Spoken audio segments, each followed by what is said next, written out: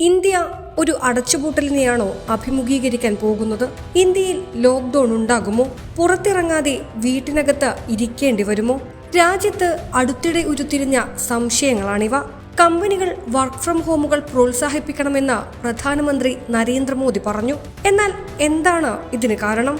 ഈ അടച്ചുപൂട്ടൽ സൂചനകൾ ഏതെങ്കിലും മഹാമാരിയെ പേടിച്ചിട്ടാണോ? ഏതെങ്കിലും അപകടത്തിൽ പെടാതിരിക്കാനാണോ? കാരണങ്ങൾ ഇതൊന്നുമല്ല. രാജ്യത്ത് രൂക്ഷമായിക്കൊണ്ടിരിക്കുന്ന സാമ്പത്തിക പ്രതിസന്ധി മറികടക്കാനാണ്. അതെ, ഇന്ത്യ മുന്നോട്ടു പോകുന്നത് കടുത്ത സാമ്പത്തിക പ്രതിസന്ധിയിലൂടെയാണ്. ഉപ്പ് തൊട്ട് കർപ്പൂരം വരെയുള്ളവയുടെ വില ഇനിയുള്ള ദിവസങ്ങളിൽ വർദ്ധിക്കും. നിത്യോപയോഗ സാധനങ്ങളുടെ വില ഓരോന്നായി കൂടും. പാൽ ഉൾപ്പെടെയുള്ളവയുടെ വില വർദ്ധിപ്പിച്ചിട്ടുണ്ട്. മോദി സർക്കാരിന് കീഴിൽ ഈ നാട് ഞെരിപിരികൊള്ളും. പെട്രോളിന്റെയും ഡീസലിന്റെയും വില ഇന്നോ നാളെയോ വർദ്ധിക്കാം. അങ്ങനെ സാധാരണക്കാരന്റെ ജീവിതം ദുസ്സഹമാകാം. പശ്ചിമേഷ്യൻ യുദ്ധത്തിൽ വേണ്ട രീതിയിലുള്ള മുൻകരുതലുകൾ എടുക്കാത്തതാണ് സാമ്പത്തിക പ്രതിസന്ധിക്ക് കാരണം. പ്രശ്നങ്ങൾ കാണാൻ കേന്ദ്രത്തിന് കഴിഞ്ഞിരുന്നില്ല.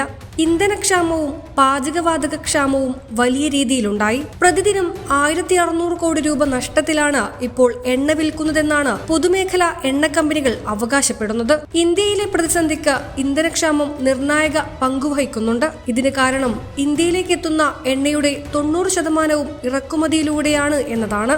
യുദ്ധം തുടങ്ങുമ്പോൾ $80 വിലയുണ്ടായിരുന്ന ബ്രെന്റ് ക്രൂഡ് നിലവിൽ $100 മുകളിലാണ് വ്യാപാരം നടത്തപ്പെടുന്നത്. പ്രധാനപ്പെട്ട ഏജൻസികളെല്ലാം ഇന്ത്യയുടെ GDP പ്രതീക്ഷിച്ച രീതിയിൽ ഉയരില്ലെന്ന് പ്രവചിച്ചു കഴിഞ്ഞു. ഇതോടൊപ്പം പണപ്പെരുപ്പം കൂടി ഉയരുമെന്ന പ്രവചനങ്ങൾ കൂടി വന്നു. പണപ്പെരുപ്പം നിയന്ത്രിക്കാൻ പഞ്ചസാര കയറ്റുമതി മോദി സർക്കാർ നിരോധിച്ചു. ഇന്നലെ സ്വർണത്തിന്റെ ഇറക്കുമതി തീരുവയും വർദ്ധിപ്പിച്ചു. എല്ലാം വിരൽ ചൂണ്ടുന്നത് ഇന്ത്യയുടെ സാമ്പത്തിക അസന്തുലിതാവസ്ഥയിലേക്ക് തന്നെ.